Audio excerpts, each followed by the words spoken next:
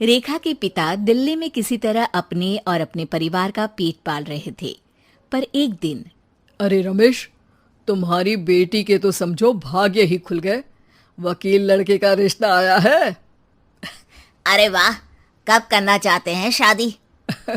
वो लोग तो जल्द से जल्द ही करेंगे। बाकी शाम को मैंने रेखा को देखने के लिए बुला लिया है। तेरा घर छोटा है तो तुम लोग मेरे घर ही आ जाना। राकेश और उसकी बीवी सारी तैयारी के साथ रोहित और रेखा की शादी कर देते हैं। लेकिन अगले ही दिन, देखो रेखा, शादी भले ही हो गई है, लेकिन तुम ये मत सोचना कि मैं किसी जोरू के गुलाम टाइप रहूंगा। रेखा को रोहित की बात अजीब लगती है।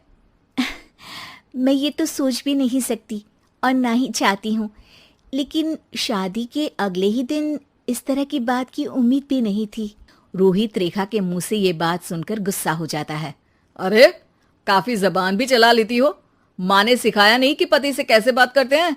रेखा अब चुप रहने में ही भलाई समझती है। रेखा, जल्दी से नाश्ता तैयार कर लो। आज पहला दिन है, सारे काम तुम्हें समझा दूंगी।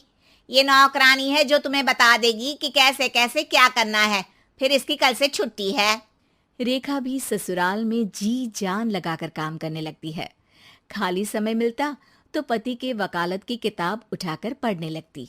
ये क्या, जब देखो तब पढ़ती रहती है। अच्छा सुन, कल पिता के घर से 20,000 रुपये लेकर आना। मेरे छोटे बेटे की फीस भरनी है। लेकिन पापा क्यों भरेंगे उसकी फीस? अरे वाह जी वाह, पापा क्यों भरेंगे? तो ये बता, हम क्यों रखेंगे तुझे यहाँ? क्यों खाना देंगे फ्री में?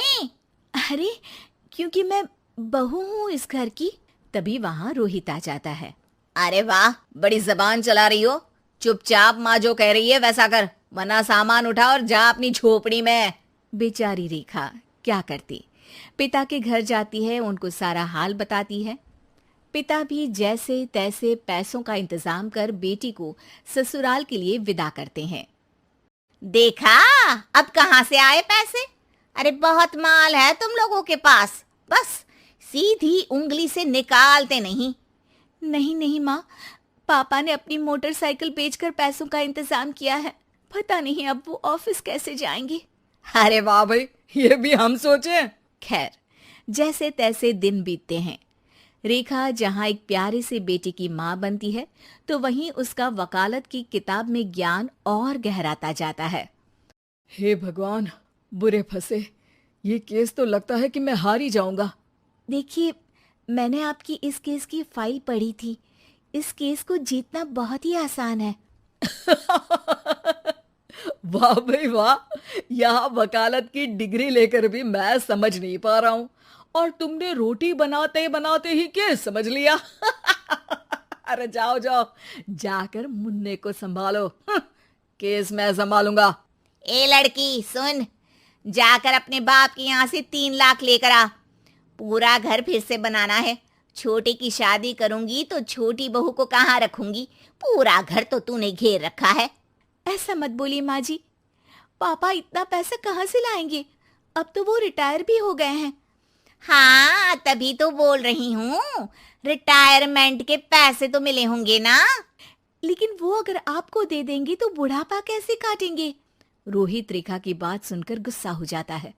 ए सुन, चल अपना सामान उठा, अपना बच्चा उठा और निकल यहाँ से। रेखा के लाख आग्रह के बाद भी रोहित और उसकी सास उसे घर में नहीं रखते। पापा, मैं तलाक चाहती हूँ। बेटा, मेरे पास वकील के पैसे नहीं है। पापा, आप मुझे वकालत करवा दीजिए, अपना केस मैं खुद लड़ूंगी। इस बार रेखा के पिता भी उसे ससुराल ना भेजकर रिटायरमेंट के पैसों से वकालत करवाते हैं। और फिर एक दिन कोर्ट के बाहर, रोहित, आज तुम अपना ही केस हार गए, वो भी उस लड़की से जिसकी तुमने कभी कदर ही नहीं की। रेखा, मुझे माफ कर दो। मैं इतनी बड़ी अमाउंट कहाँ से लाऊंगा? मैं हर महीने पैसे नहीं दे सकता तुमको। पैसे वहीं से लाना जहाँ से तुम मेरे पापा को लाने के लिए मजबूर करते थे। एक पिता अपनी बेटी की शादी उसकी खुशहाली के लिए करता है, ना कि सारी जिंदगी कर्जदार बनने के लिए। अरे, मेरे ही बेटे की किताब पढ़ पढ़ कर ज्ञान बांट रही हो। वकालत की किताब तो ससुराल में ही पड़ी थी ना। बिल्कुल, यहाँ मेरी गलती रही। जिस पैसे से मैंने इसकी शादी की थी, मुझे वो पैसे पहले इसकी पढ़ाई में लगाना चाहिए था। और आज रेखा एक जानी मानी वकील के रूप में काम कर रही है।